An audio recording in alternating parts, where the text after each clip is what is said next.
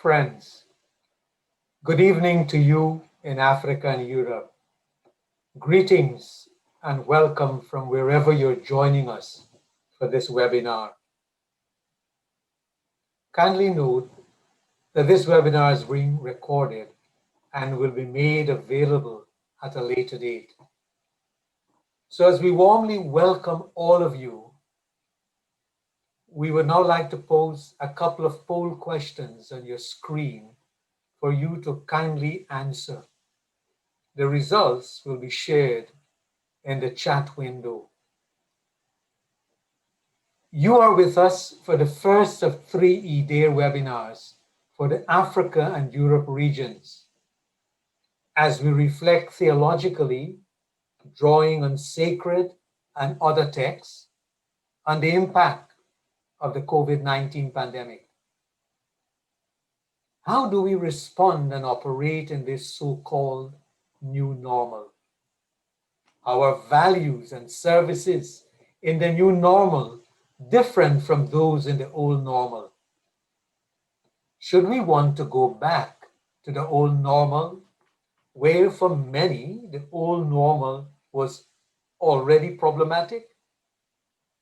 How can conversations around normal be helpful and constructive? What new language do we need to rediscover, reimagine in our God Talk? This evening, friends, we have 3 colleagues reflecting on those questions and other issues related to resistance, grief, mourning, and rage. Juliana Claessens is Professor of Old Testament and Head of Gender Unit, Faculty of Theology, Stellenbosch University, South Africa. Tatsiong Beniliu is Professor of New Testament with the College of Holy Cross, Massachusetts, USA. Dorothea Erbel Custa is Senior Scholar for Biblical Literature, Gender and Diversity, Faculty of Protestant Theology, Johannes Gutenberg Universität, Mainz, Germany. Welcome, colleagues, and thank you very much for your time and your input. Tonight also we have, as part of our blessing, a poetic benediction, which will be given by, later on, the Reverend Dr. Karen Georgia Thompson of the United Church of Christ, USA. But before we hear from our panelists, the Reverend Dr. Sindiso Gele, CWM's Mission Secretary of Africa, will bring greetings on behalf of the region and Council for World Mission. Good evening, friends and colleagues. I bring greetings from the Council for World Mission, greetings on behalf of the CWM Board and the Secretariat. As I bring these greetings and the reflection on this edition of eDARE, which takes place in the context of COVID-19. Speaking from Africa as a way of greetings, speak in a sense where during this period, as we make this reflection, COVID-19 has revealed what one can call the post-colonial hangover, especially when the discussion on the testing came to place. The second thing that it has brought to us was that we had to choose between death and death. Staying at home, there was no income, and going outside, there was a virus. And in some way, the nations have adopted this system of militarization. So going outside, you'll find that there were soldiers and police armed with guns. So the guns were pointing against or towards the citizens. So the life of an ordinary person was that of choosing between death and death. Thirdly, as I welcome you and as I listen to your reflection, we have realized that there is the capitalist tendencies of profiteering in the personal equipment, protective equipment, and other things. Now, as you reflect going forward, and as I say, welcome in a reflection, let's also consider and see when the vaccine comes in, who is going to get it and how. How many kilometers or miles are the poor away from the vaccine? Dear friends, I wish you a very productive and interactive meeting. I thank you and welcome you on behalf of CWM. Thank you, sir. Thank you, moderator. Thank you.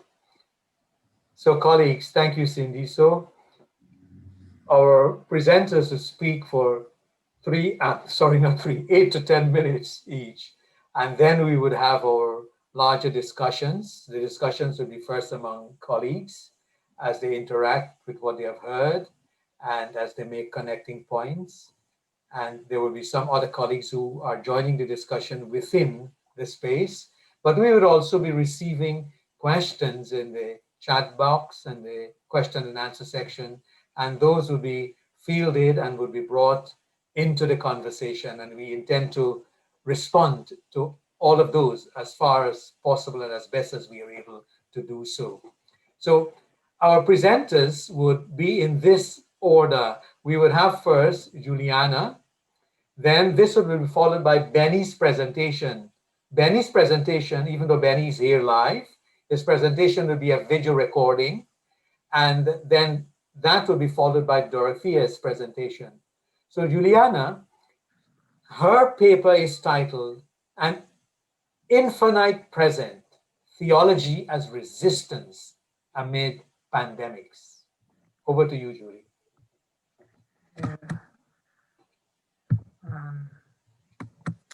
Good, can you see that? Thank you.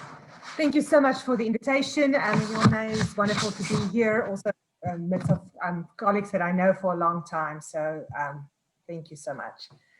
So COVID-19 did more than succeeding in bringing all of us to an individual and collective halt. All around the world, trapped in our respective situations of lockdown, we were faced with the formidable task of trying to make sense of this all-consuming, turning the world upside down pandemic. One day, while flipping through Flipboard, an article with the title, Without Future Plans, let me just quickly go there. Without future plans, we are living in an infinite present caught my attention. The term an infinite present went viral after being shared by American journalist Helen Rosner to capture her frustration of living in a COVID-19 world with no future plans, no anticipation of travel or shows or events or celebration. It's an endless today, never tomorrow. For much of 2020, we were stuck in an infinite present with no vision of tomorrow and frustrated by our inability to plan for a future. And yet, in both Ecclesiastes, in the book of Jeremiah, which I also outlined in my abstract, something of this infinite present, one finds amidst a time of uncertainty and duress, traces of a theological response that refuses to accept the new normal. This paper will explore the possibilities of doing theology amidst a time of COVID-19 in terms of the theme of resistance by fostering a creative conversation between the sage of the book of Ecclesiastes and the prophet of the book Jeremiah. Each of these two biblical figures has had to endure their share of trauma and travail. The prophet Jeremiah in particular speak about the sons and the daughters of Judah who shall die of deadly diseases in Jeremiah 16:14. However, in both these biblical books, one finds valuable resources to help us consider how to continue to live amidst the infinite presence wrought upon us by the current pandemic.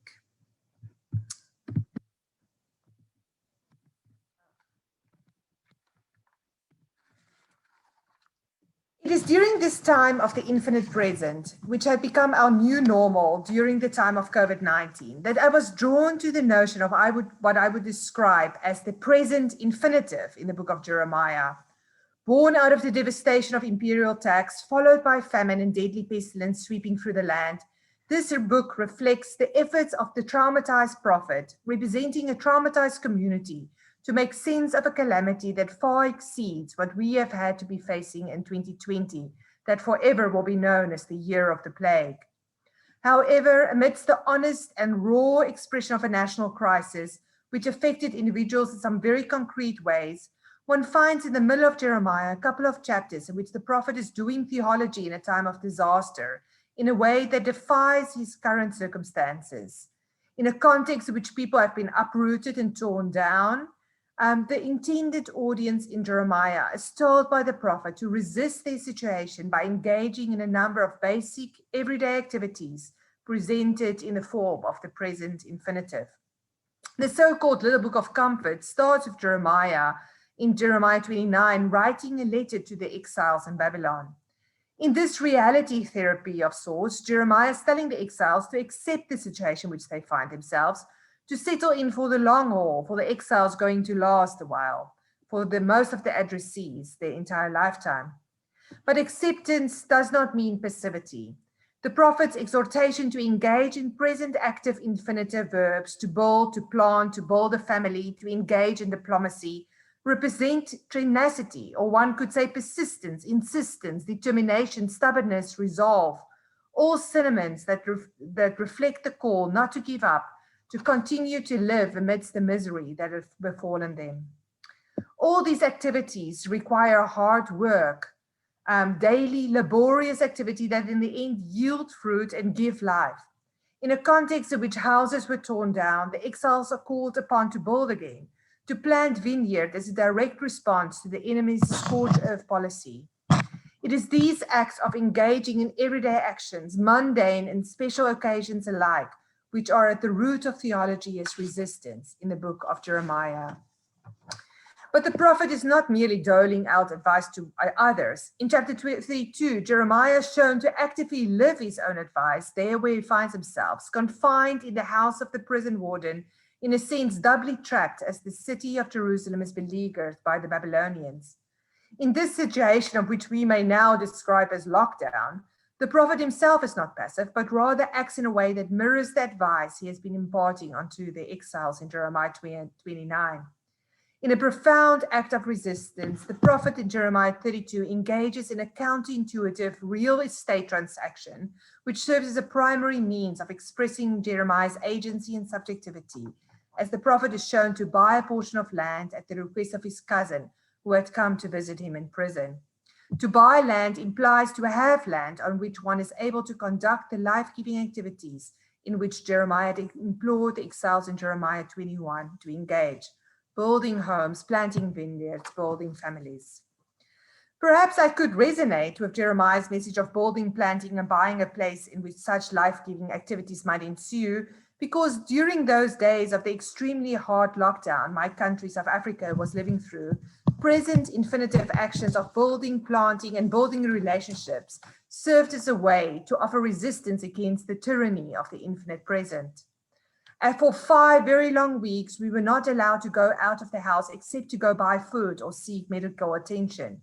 Even exercise was prohibited, together with alcohol and cigarettes, of all things. During this time, people began to engage in small life-giving actions that sought to cling to beauty and joy.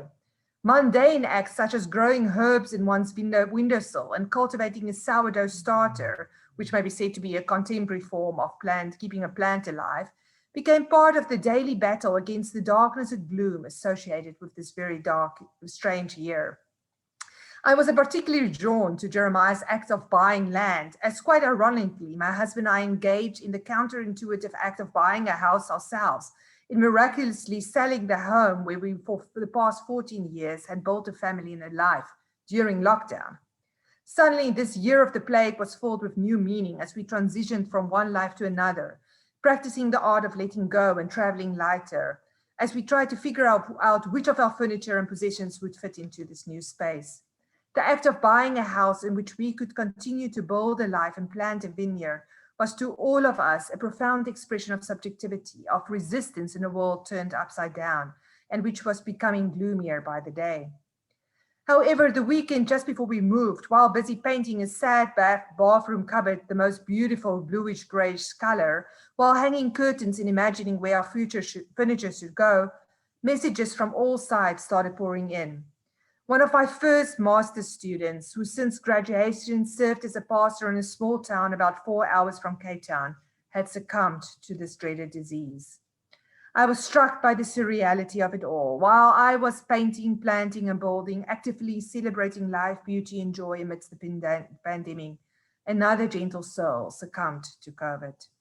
I suddenly wondered whether Jeremiah's message in the little book of comfort of engaging in the present infinitive in order to counter the infinite present still holds water. It is at this point that I turn to a second biblical text from the pen of the sage Kohelet, whose counter voice in the book of Ecclesiastes emerges out of a profound sense of disillusionment as expressed in the refrain, "Everything is hevel." The book of Ecclesiastes is profoundly aware of the ephemerality of everything, including life itself, the vexation of the work and the pursuit of happiness that causes so much mental anguish and suffering in human beings. And yet, despite the realization of the infinitely flowing stream that never fills, an internally recurring wind, and a perpetually rising and setting sun, David Hankins argues that human beings' actions are steered by what he described as the internal infinite. Based on the reference in Ecclesiastes 3:11 that God had planted a sense of the eternal or the infinity in people's mind, while at the same time being unable to find out God's intentions. Hankins argues the desire, which he describes as the urge to seek satisfaction in the objective world, is an integral part of the human condition. In terms of the internal infinite, human beings are thus inclined to, in fundamental expression of human subjectivity, continuously repeat this never-ending pursuit of fulfilling one's desires. It is precisely amidst the reality of the infinite present that inform human beings' incessant pursuit of meaning, work, and pleasure, that Kohelet, in a manifestation of the internal infinite, exhorts his readers to immerse themselves fully in the immediate context by embracing their passions. In conversation with Deleuze, Hankins argues that Kohelet is using a series of concrete quotidian actions, eating, drinking, loving one significant other, to bring about affective experiences and new social relationships. Kohelet, even though experiencing some sense of alienation that requires one to assess what one values and the quality of one's attachments to others and to the world, calls on people not to disengage from their concrete reality, but rather to focus on what attaches us to it. It is by bringing this reflective distance to consciousness that Kohelet is exhorting his readers to live into it. One thus could perhaps say that it's within the infinite present, compelled by the internal infinite, that readers are to engage in the present infinitive. In conclusion, we learn from, in this reflection of doing theology in a time of pandemics, for sadly COVID-19 may not be the once in a 100-year event, we hope, we connected in a type of virtual encounter, what Griselda Pollock described as an act of transsubjective border linking with the sage Kohelet and the weeping prophet Jeremiah. As we, in an act of solidarity, reach across the centuries to a world far away, we realize that we are not alone after all. We learn from Kohelet a realistic acknowledgement of the reality of the infinite present that includes also the recognition of the finitude and the fragility of life. Nevertheless, this keen awareness of the fleetingness of human life and all of human endeavors is taken up in the eternity of God. We saw how, despite it all, Kohelet could emerge as the preacher of joy. His recurring exhortation to eat, to drink, to find joy in one's work, as well as in one's relationship with significant others, matches that of Jeremiah, whose advice of engaging in present infinitive actions has been so helpful to myself and to others in maintaining some sense of self amidst the insanity of this past year.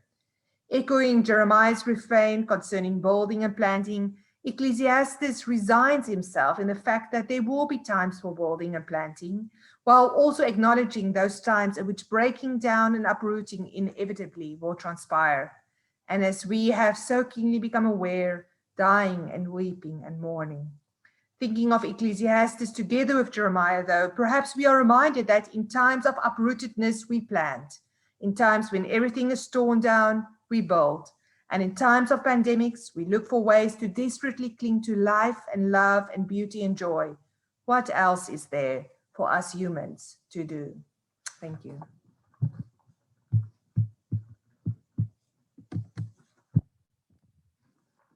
Thank you, Juliana, and thank you for wrestling with the infinite present. We'll return to that in terms of questions and conversation points as we listen to the others and as they engage.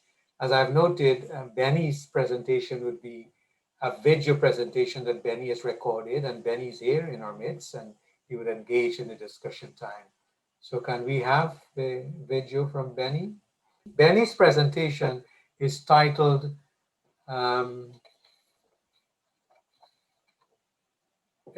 Good Grief, Mourning as Remembrance and Protest. Starting with the bushfire in Australia and the coronavirus pandemic, the year 2020 has been difficult for many around the world.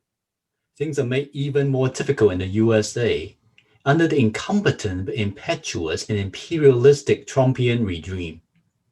Trump's lassitude toward the coronavirus lays bare that he values the economy over humanity, while his response to the Black Lives Matter protest demonstrates that he would not hesitate to use the military and religion to reinforce white supremacy. In this time of many deaths and much dread, with many feeling what Du Bois calls not hopelessness but unhopeful, this paper argues that our continual grief and mourning are much more than psychologically cathartic, but can function as a productive force to insist that things could have been different. In the last couple of decades, there's been much scholarly investigation of melancholy or unfinished grief as enabling a politics of mourning, as a politics that people perform rather than repress their disappointments and pain. Unresolved mourning keeps alive and renders memorable the ways and excess that do not fit a plot of progress, but unsettle us with the need to recognize realities that we'd rather forget. Good grief have the potential to haunt us into a sociological imagination of what could have been, and make us aware of unrealized dreams, foreclosed alternatives, or what normative politics see as impossible or impractical. Such a politics, by publicly declaring losses that are not only missing but also missed, helps to keep pushing the question about whose lives count and what losses are grievable. By refusing to let go and enduring politics of grief is not only ethical to keep the dead alive, but also enabling for both the grievers and the lost objects to form new attachments. One scholar even calls those who mourn losses that are forbidden to be grieved by the state as engaging in acts of an insurgent melancholia.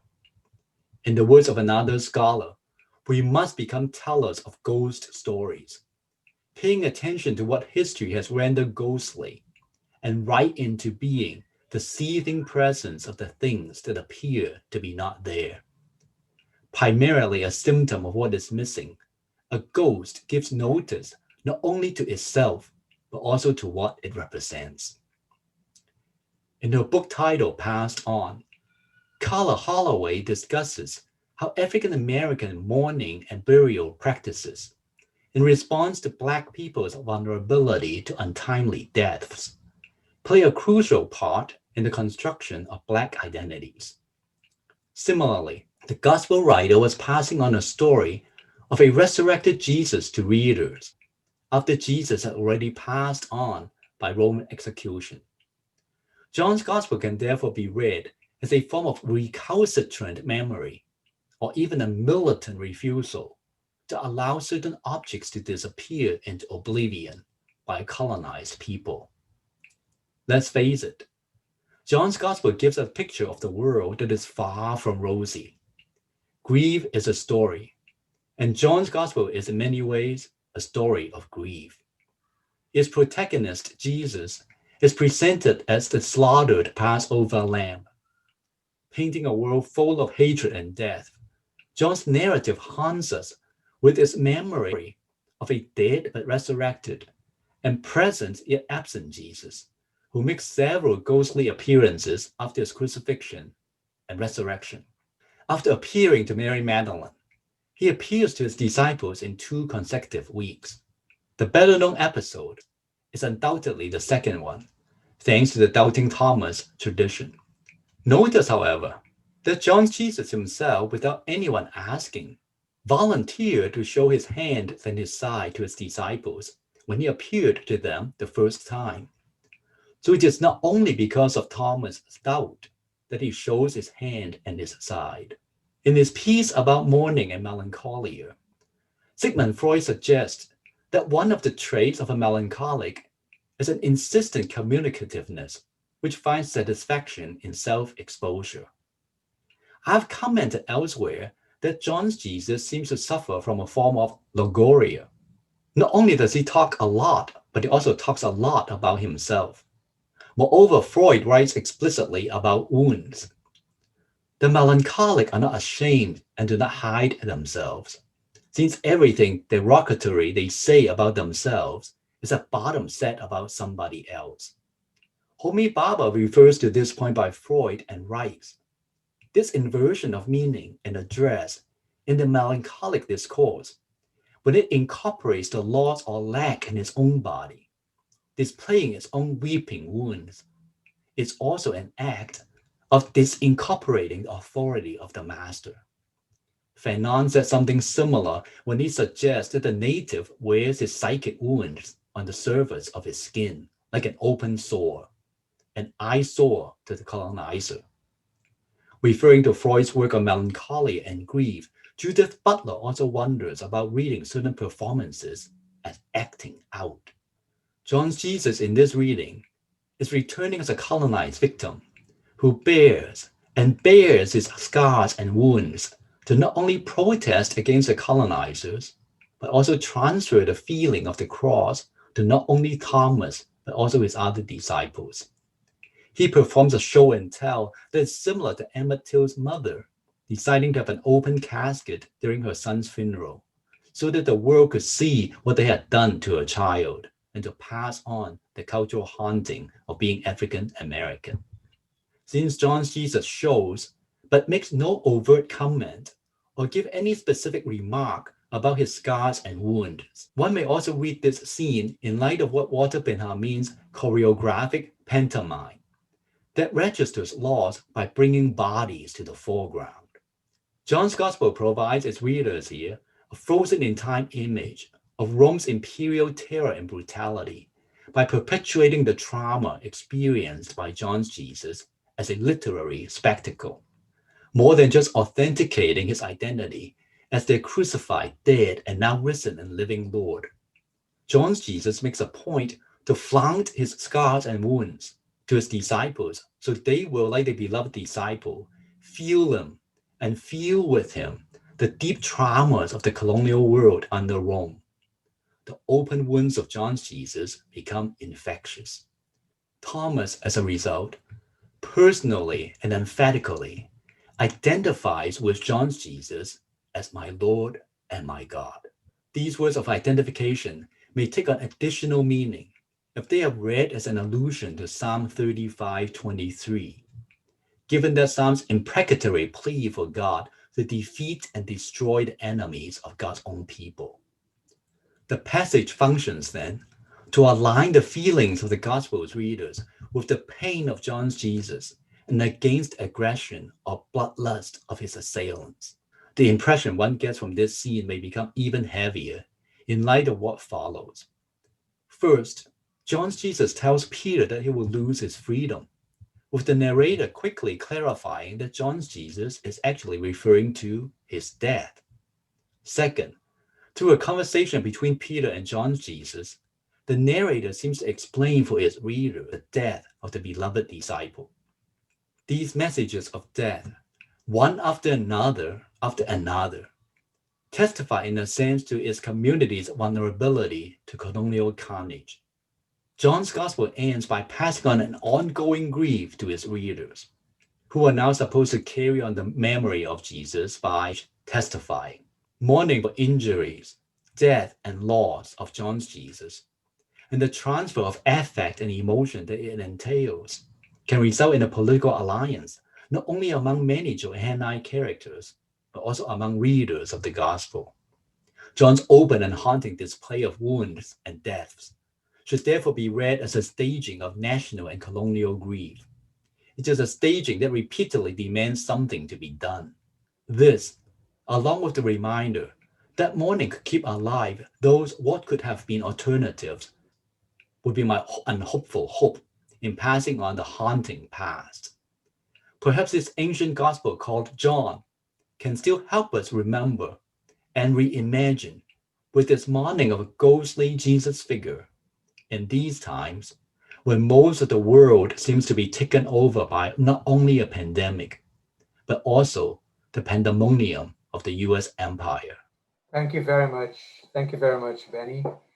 Thank you, especially for, the question, whose life counts or what lives count? And I'm thinking here of the African thinker, Achille Membe, who speaks of necropolitics and is based around a certain kind of socio-political economic organization of powers that decide which population should be left to die and are expendable. So I think yours would be an interesting conversation with the infinite presence, good grief and infinite presence.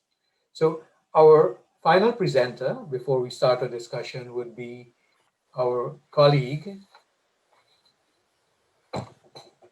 Dorothea. And Dorothea's presentation is titled, Today I Let My Rage Be Beautiful, Poetical Responses to Crisis in the New Normal and in the Hebrew Bible. Over to you, Dorothea.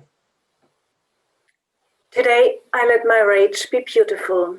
This opening line of Drew Drake's poem pushed me to rethink the role of poetics for our ethical and theological stance and the role emotions play in it, especially rage. Rage has not to be destructive, but may be creative as it responds to vulnerability and injustice. And in this, the power of mourning is reflected. Emotions are rooted in our corporal existence, our relation to the other, and show us the abyss of social distancing. Poetics expresses our vulnerable existence and reminds us of the beauty in it. I shall discuss 3 poetical responses to the crisis in spring and early summer. They range from close description to lament and protest. 2 stem from the European context, like myself, mirroring the COVID-19 pandemic, 1 from a Black African-American background responding to the ongoing racial violence in the US.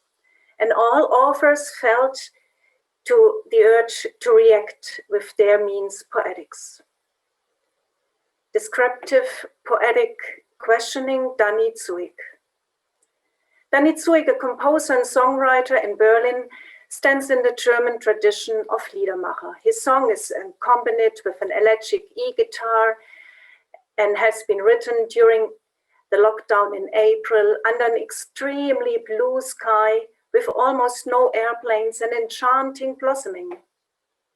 However, this idyllic setting becomes the starting point for his uneasiness and skeptical self-questioning as expressed in the refrain. The bright blue sky of these days, what is it that is wrong with it? While an invisible giant takes the world's breath away and ends its party. The blue sky serves as a mirror for the situation in Germany and other parts of the world who abruptly were slowed down due to the lockdown. Quote, some can easily afford the lockdown, others hardly get out of their debts. In his description, long-standing burning issues are mentioned. He calls them the wrong decisions of the last years, and they are all become visible through the lens of the lockdown. Issues in the healthcare system, the industrial production of food, economic crisis, social inequality, migration, and last but not least, the climate trauma. as the lockdown seems to function confusingly as a pause button. From an environmental perspective, one could welcome the virus and its consequences. However, Danny Dzuk does not feel at ease with this conclusion, as he sees the danger of moralistic misuse. Quote again, "The gold price is rising to unprecedented heights. Thousands are quickly brought from Eastern Europe to harvest asparagus in Germany, and for parentless children from Camp Moria, the capacities are exhausted.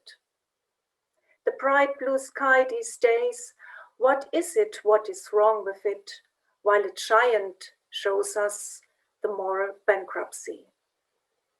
The composer does not give room to emotions. He's cautious to draw conclusions. He's self-questioning himself and the listeners. The virus is surnamed with a compelling metaphor, the giant, the invisible one. The invisible giant does not have a message. It just takes us the breath away. In search for a place for those who died alone.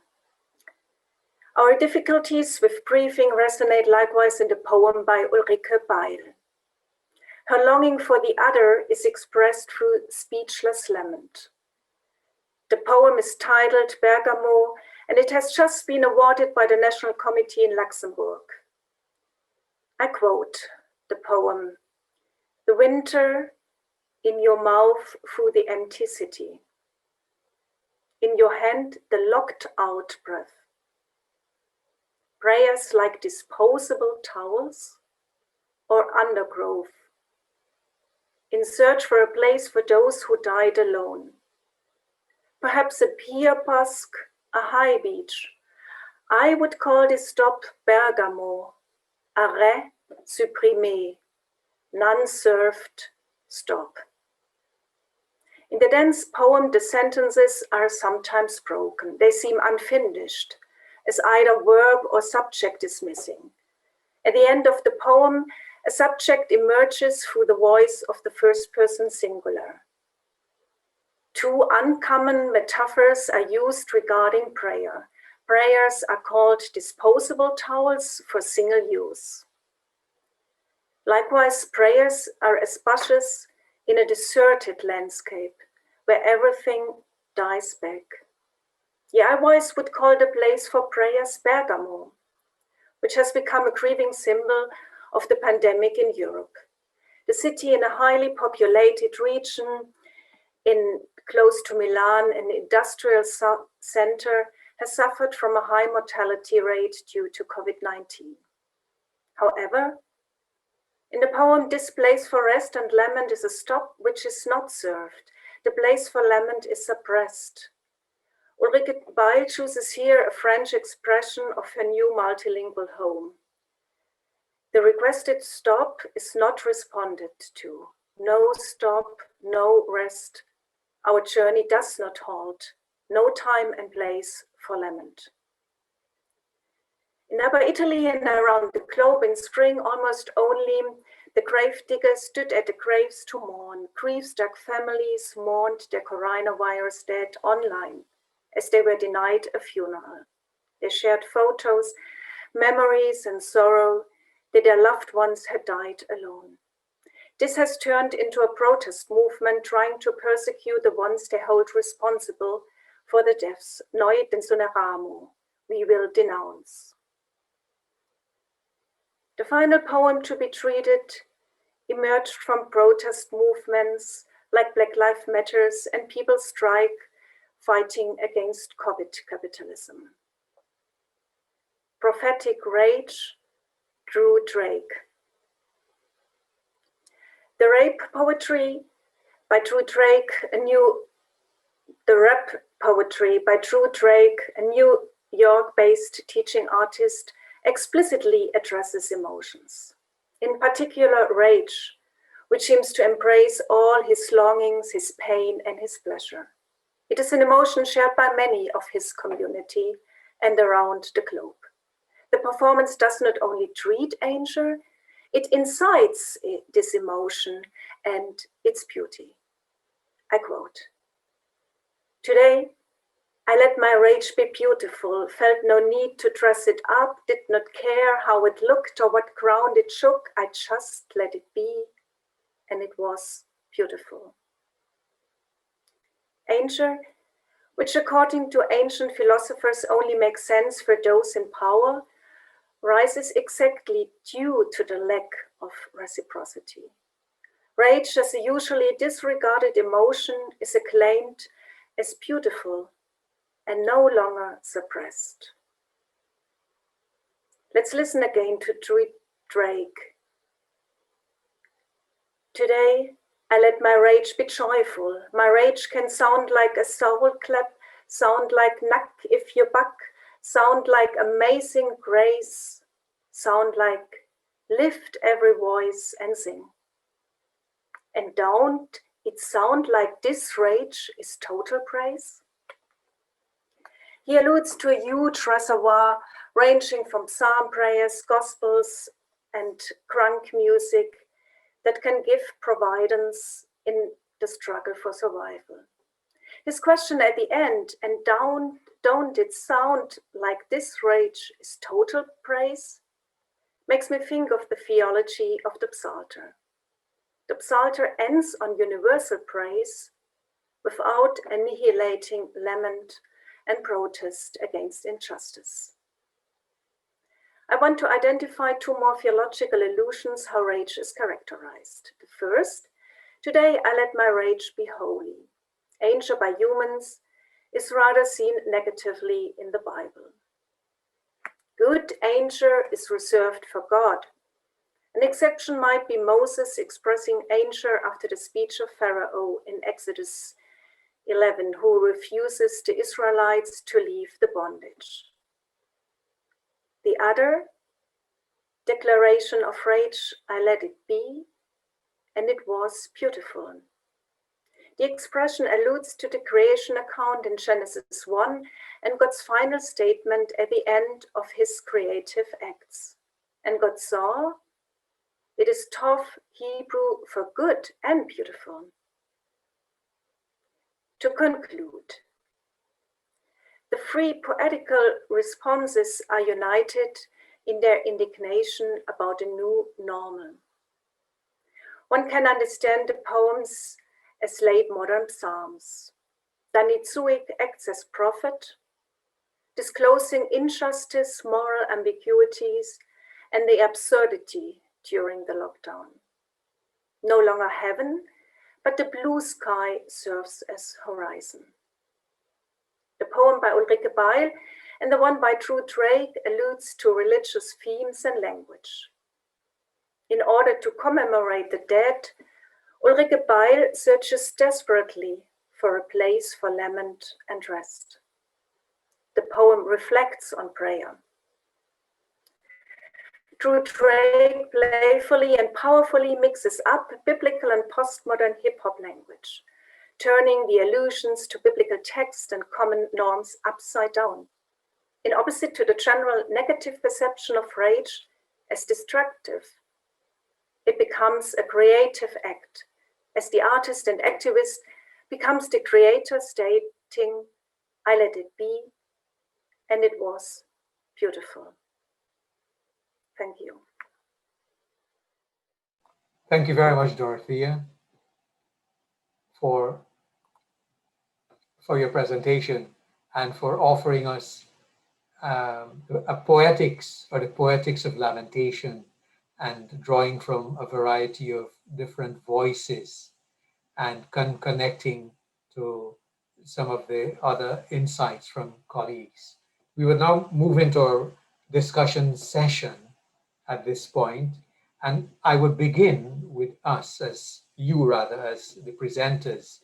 If I look at the possible conversation points in terms of intersections, we looked at your longer pieces and we have heard your presentation, and we thought that with Juliana, time, which does not break but seems to continue on and on, drawing on Ecclesiastes and drawing on Jeremiah, We heard Benny, the positive effect of grief, though it seems to continue on, and the place of lament, rage, and poetry, which makes time stop and challenges time. So I wonder if, as a starter, that can be an entry point for you to have a conversation. It may not be, but you've heard each other. Who would like to begin with, sharing some insights as to what you've heard with regard to what you have presented? Juliana?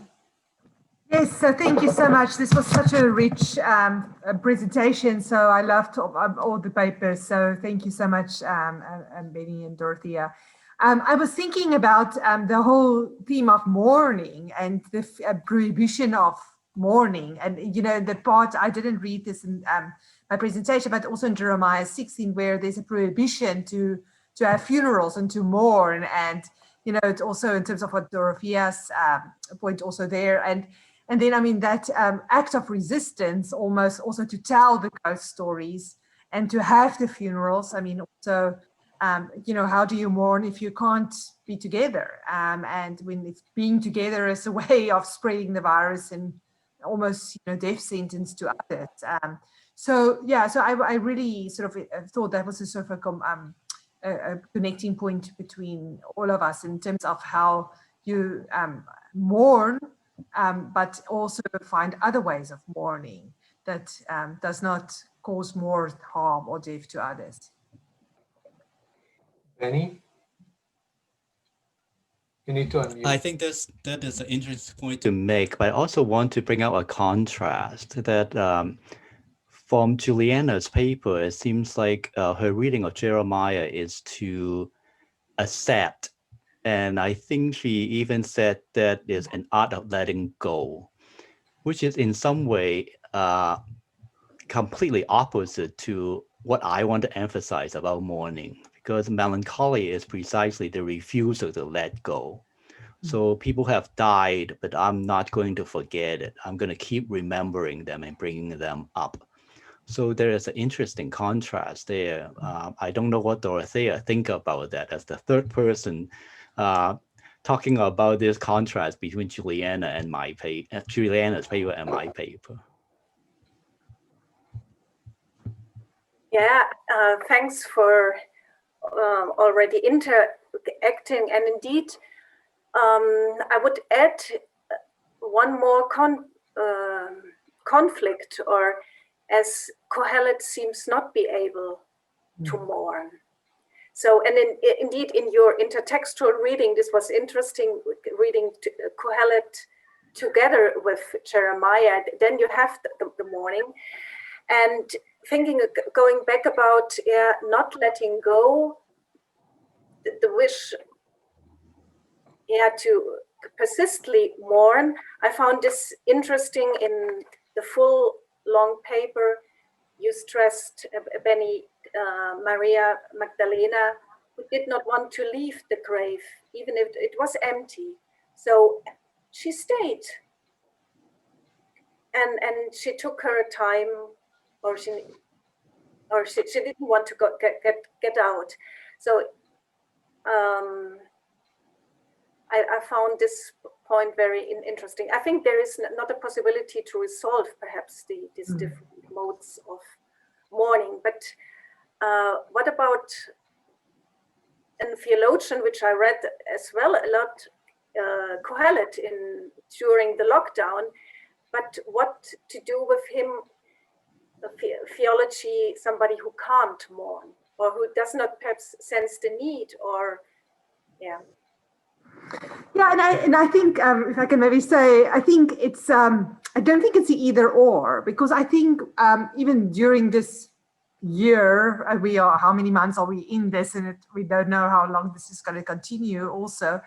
But I mean, these different stages, and people go in and out of mourning and reconnecting with life. And if you think also of like Judith Herman, sort of in terms of trauma and recovery, I mean, sort of, in some ways, it's a process. I mean, and even, there's Sigmund Freud has also written about sort of also sort of the appreciation also of joy and of pleasure. But I mean, it's in light of, very much like Kohelet, it's in the realization of the fragility of life. It's knowing that this is fleeting, that one is then able to find joy in that moment. And I think, so I think both Jeremiah and Kohelet is very profoundly aware that people die and that they've seen it all around. But in the midst of this, how do we go on? How do we continue? And in some ways, and we've also, I love the book by books by Flora Kishkigan, who are also redeeming memories in a time for hope. And what she, in her interviews also with trauma survivors who've experienced terrible things and years of trauma, actually the act of living again, of enjoying life again, of marrying again, of having children again, was an act of resistance, because it's a refusal to die. Because then the enemy wins. If then the perpetrator, the empire wins, if we lose our ability to enjoy. So I think I would read both Jeremiah and Ecclesiastes doing that. So let's push this a bit more in terms of a conversation, because I refer to Mbebe's necropolitics. So, I mean, people are dying, but some people are dying and others are not. Yes. So then this is where the bit about lament and rage comes in terms of, I mean, like Juliana, you highlighted, which I understand, like I am located myself in a context that's, it's actually a big space. So when the government would say lockdown, I can lock down here, but and I can manage to do the mundane, whereas others themselves, the mundane is already an oppressive aspect of their life. So then they can't share in the mundane is actually death dealing, as Sindiso had said already. It's death and it's death. So I suspect that how would you, I mean, not only you, but in terms of colleagues responding in terms of how do you respond to that?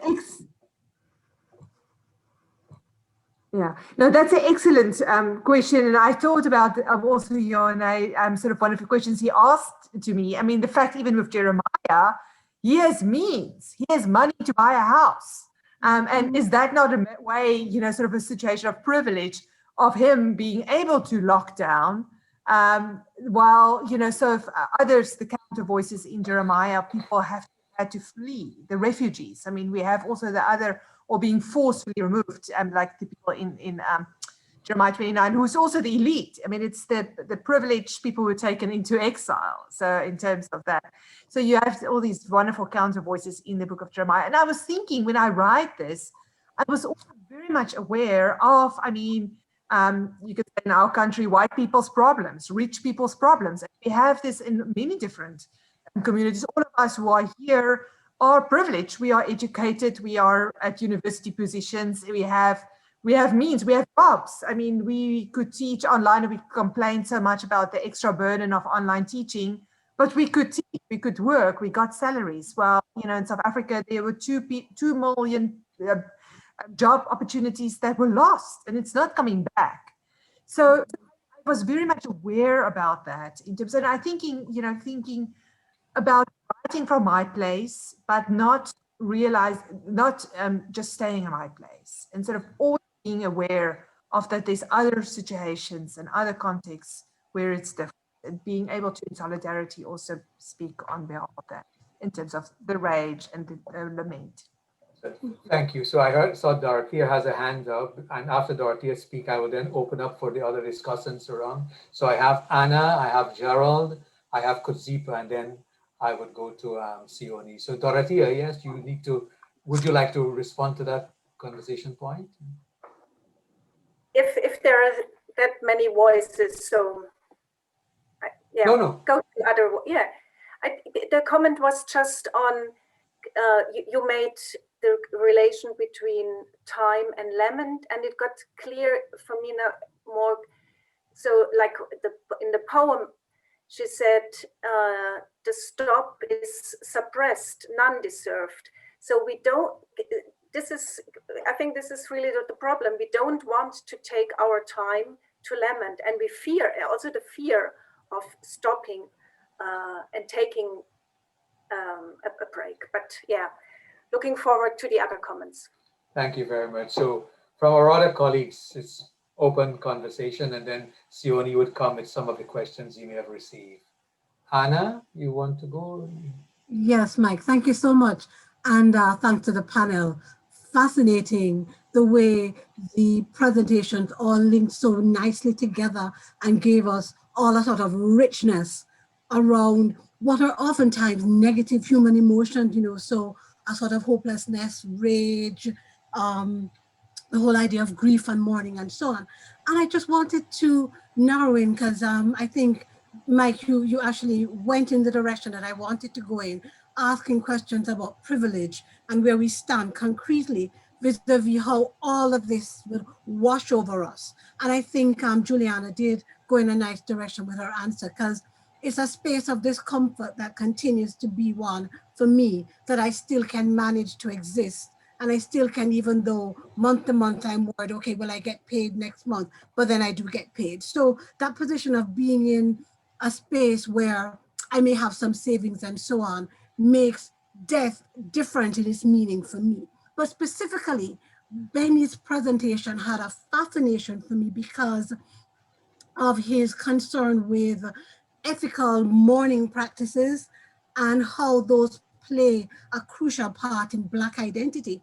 And for me as a Jamaican, where we too are under spaces of lockdown and you can't have those normal mourning rituals, which are already part of a way of the oppressed pushing back against a society that says that this is the respectable way to mourn. And our mourning practices tend to be rather extravagant and out there and in your face. So I wondered if Benny would want to speak a little bit more around how Black identity is tied into ethical mourning practices and how that might be meaningful for us going forward. Thank you. I think that has to do with the fact that at least in the US, but I think it's around the world too, that people have talked about not one pandemic, but really it's a twindemic, so a pandemic within a pandemic with the problem of systemic racism. So I think Black lives have certainly been marginalized, to use Michael's reference to necropolitics, right? I think Ruthie Wilson Gilmore has also defined racism as a premature death that is suffered by a particular population that is state sanctioned. So we typically would say, let those people die, we don't really care. And so I think in that sense, there is something that can be linked to the story of Jesus, how he was executed, how he died. So I want to focus on that particular aspect and link it with the Black experience. So I'm not sure if I'm responding to your question appropriately. But if you can elaborate a little more what you're getting at, perhaps I'll be able to do a little better. Yeah, Benny, you've started very nice in your answer. And I did reflect when I listened to you that, for example, Jesus's disciples weren't able to undertake the normal kind of mourning rituals of wrapping the body and rubbing on the spices and so on, because his death was such a traumatic experience for them and so on. And then making the connection to, and of course, that happened in the context of empire, which you were so clear in laying out the pandemonium of empire and how that continues to be death dealing. So it does tie in with the necropolitics. But part of where I was going with it is that even the very rituals of death and mourning that the oppressed are able to undertake has been taken from them. And those rituals that they undertake are already ways that they engage, as you've pointed out, around expressing identity. But I'm also arguing that there are also ways of pushing back against empire. So empire says to you, you have little worth or value. And so you engage in practices that push your presence in front of those who are privileged, you know, like you and I. So they're going to have huge funerals and caskets that are open or horse drawn, or you'll have a whole procession of people dressed in very sparkly gear that people say, oh, but that's not appropriate for a funeral, you know. But even those practices and processes are ways of pushing back and making your presence very much felt in a space that says you're not valuable, you're not worthwhile or worthy. So I was kind of picking your brain a little bit about that in terms of how that plays out for Black identity. No, I completely agree. I mean, I have been to only a few African American funerals, but I've always been impressed by how much attention and how big of a deal it can become, right? Many cars, everybody dressed up really their best, and a big meal. All of that is to say, this life that has been lost is actually important, and we want to honor that. Yeah. But if I can, since I'm talking, I want to bring up a different kind of a question that I think Dorothea's response pointed to. I wonder if we can think a little bit more about time. I really like Juliana's think about present infinitive. And religion and theology often has so much to do about time, right? God acting in the past, apocalyptic, and all of that.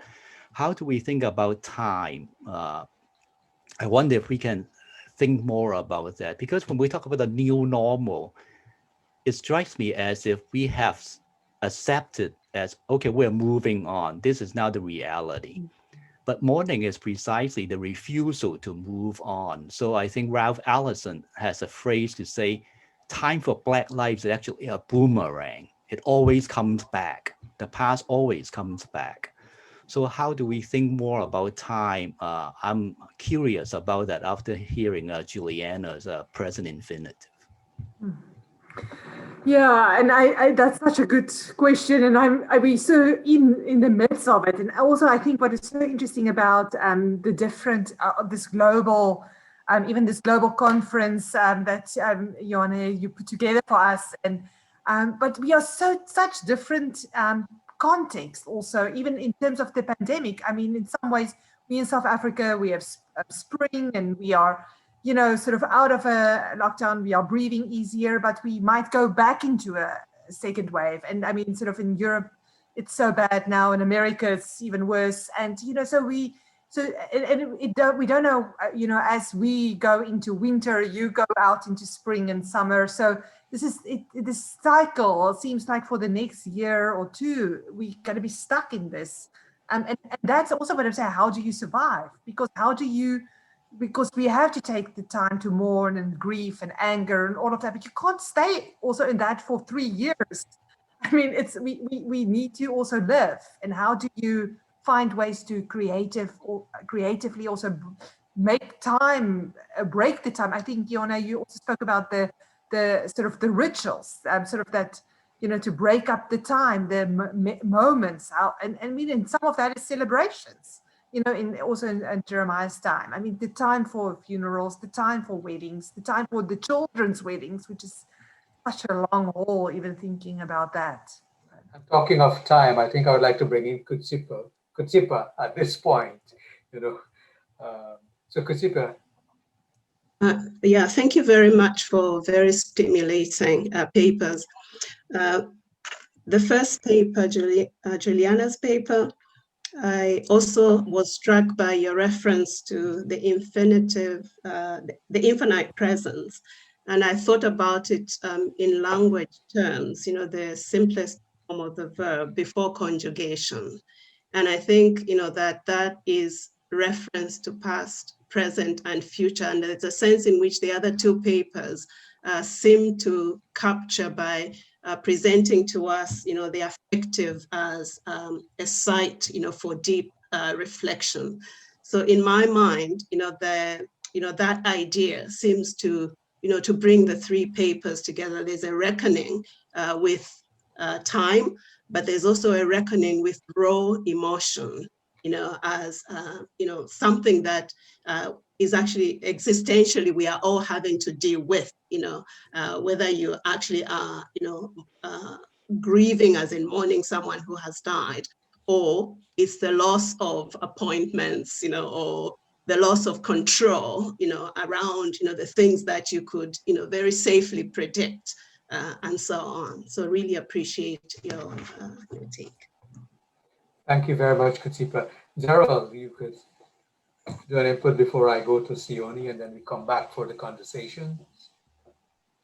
And Michael, thank you. And thank you to Julie and to Benny and to Dorothea. Great to see these connections in the paper. I want to sort of play a bit with Benny's notion of time and also shift from time to touch. It seems to me that each of your papers is grappling with the incoherent, the not yet articulated. Your image, Benny, of the press behind the impression in your paper, Ahmed's notion of the press in an impression. I love that image of the press in the impression. If you think of writing, even in a book that's been pressed, you can feel the writing, and each of you are grappling with this idea of emotions, of feelings that have now been given a textual form, whether it be poetry, right, or whether it be these biblical texts. And I'm interested in the relationship between the press and the impression, the not yet articulate, the incoherent, but which has now been articulated, and how we grapple theologically with the gap between the press and the impression.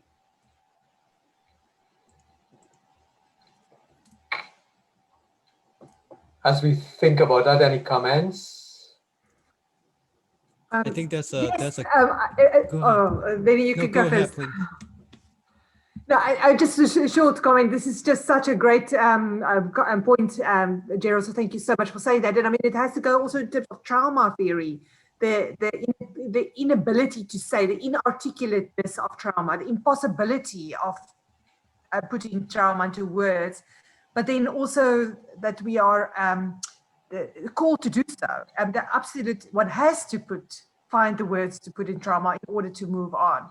So it's both the impossibility and then the imperative to mourn and to lament and to find the words and in poetry and in stories. And I think that's what doing theology in a time of COVID is all about. It's meaning-making literature for communities under siege. And our siege is just different than we imagined a year ago, when everything was what we thought were normal. So.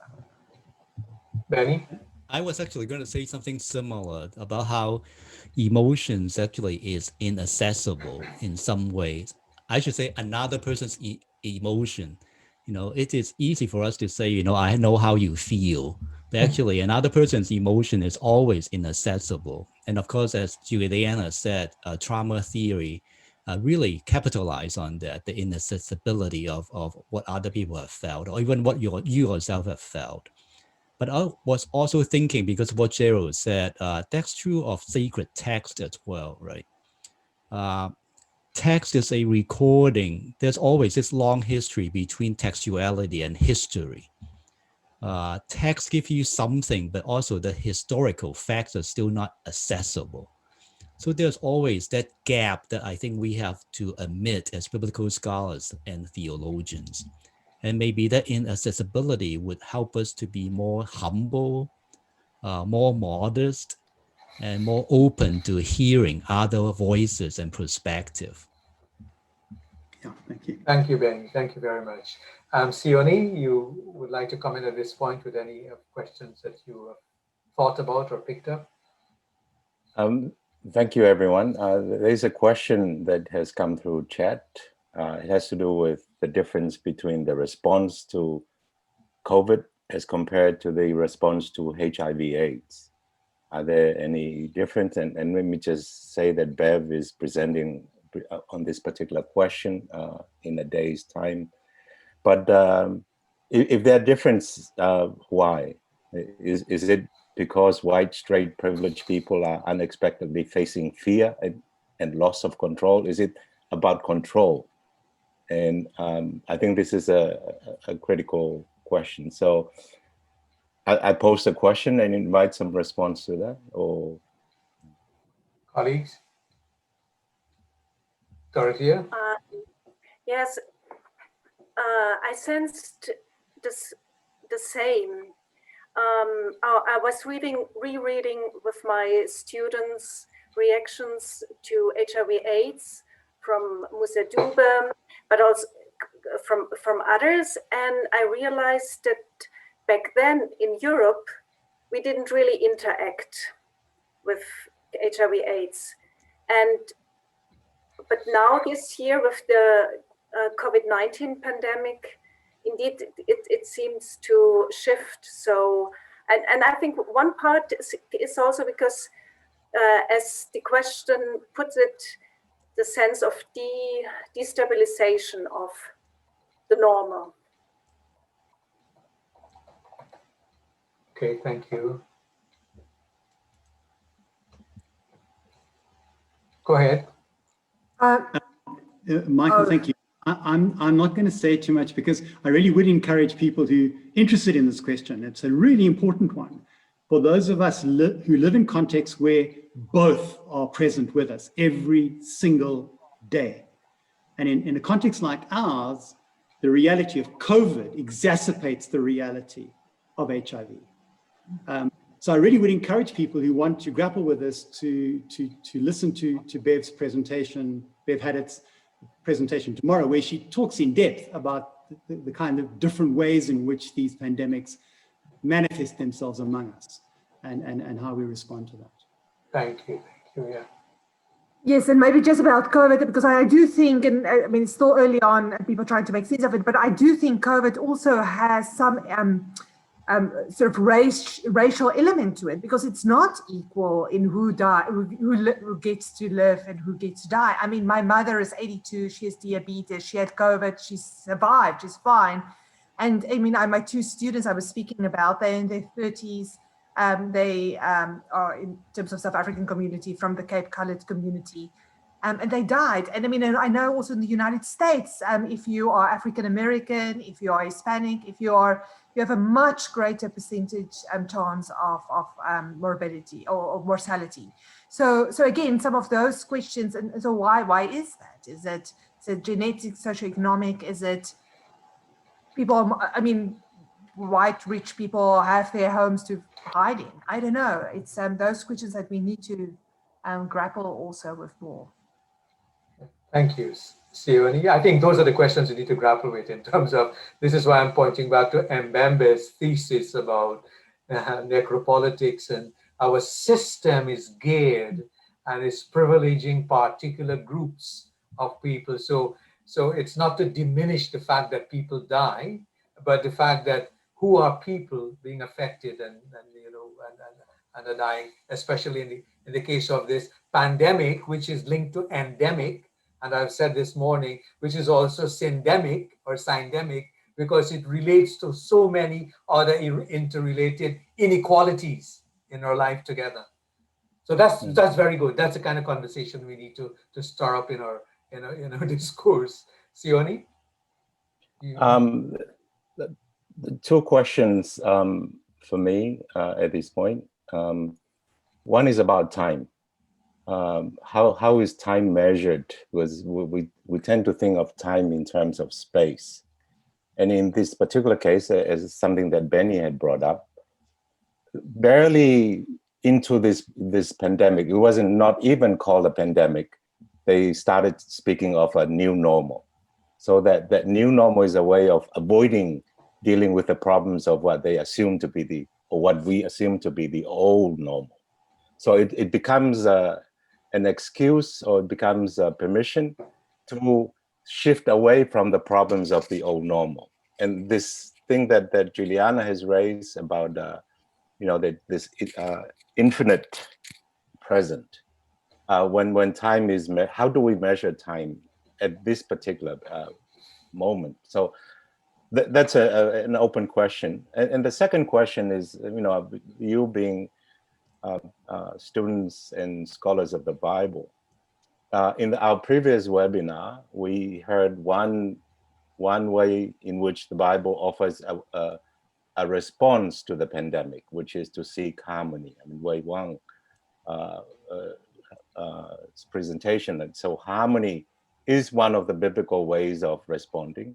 You raise lament, grief, mourning as other biblical ways of responding, what might be other biblical responses that we can draw upon in this particular crisis situation? And there's another, I'm going to throw in also this other question that has come through chat. How can the inaccessibility of emotions influence our trust in God in practical theology? So it's practical theology in COVID period. So if you want to take those three, one or the other, or just drop them, thank you. Thank you, Sweni. No, and I think we also need to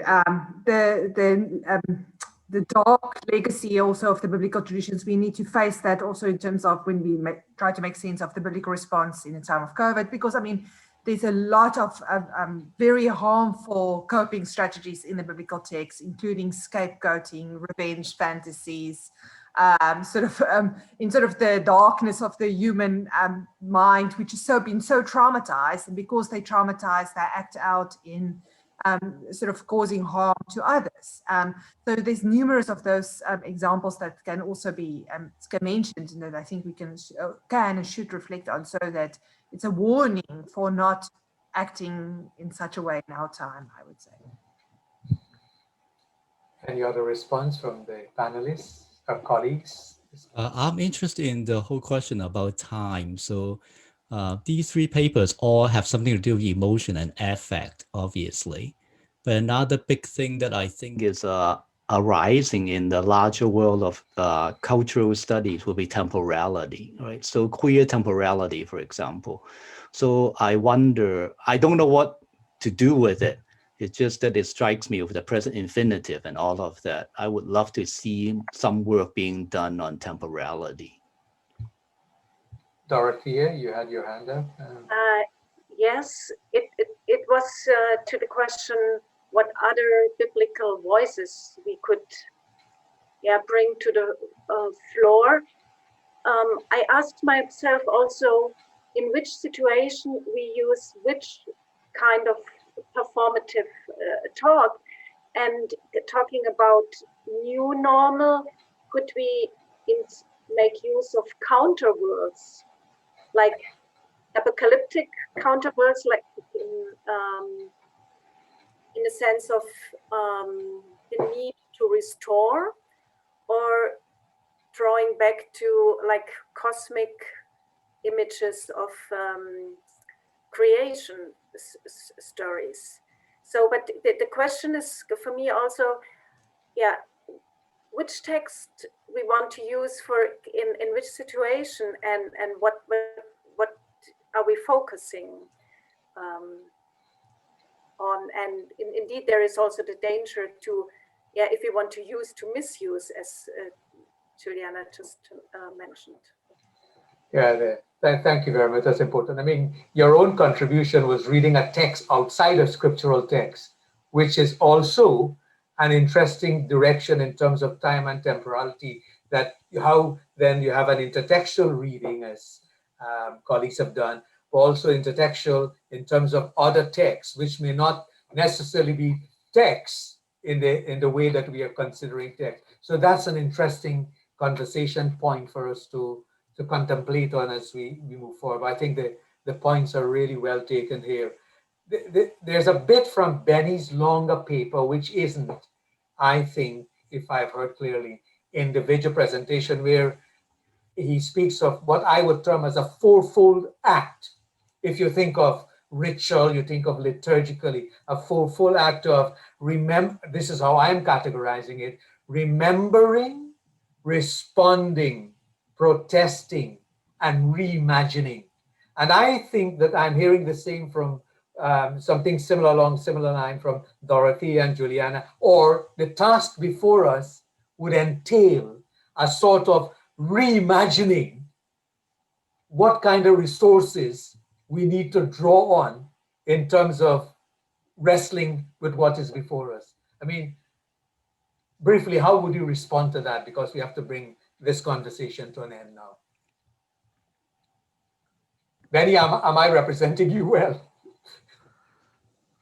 Too well, I do not think of that actually.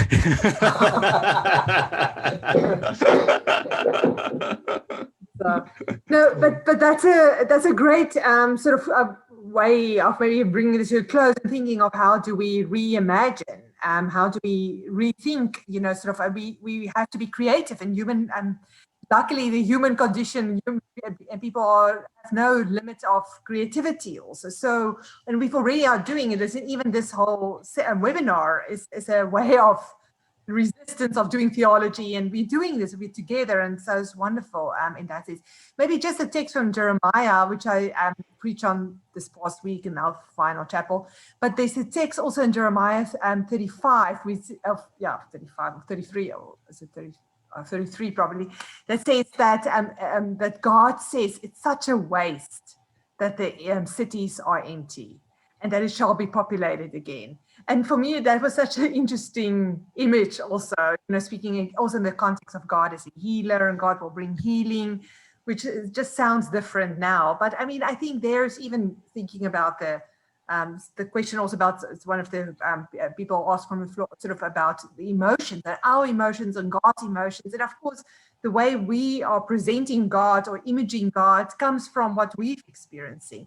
But I think there is something that's also a word of resistance. Say, this is not the new normal. We don't want this. We want to be in Boston. This is not fun. Yeah, so we want to get on a plane again, maybe less than we've done. But Oh, okay, thank you very much. Can I just add that the imagination for me would also include new alliances? Goes back to what Gerald wants to emphasize about Ahmed pressing impression, right? The pressing is a new kind of solidifying something. So part of that is that maybe this time can bring about alliances that did not exist before. And eDARE actually is an example of that, as Juliana said, right? So hopefully there will be some new frontiers being formed that can be a force of resistance. Thank you, Benny. We're going to now turn to Karen Georgia. Karen Georgia would be doing our poetic benediction. Karen Georgia, it's over to you.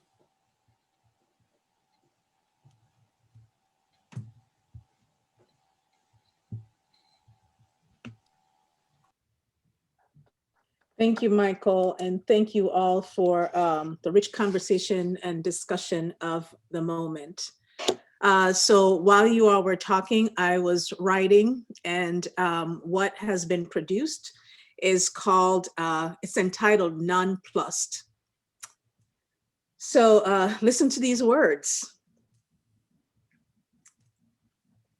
Confusion is heard in the contemplation of normal.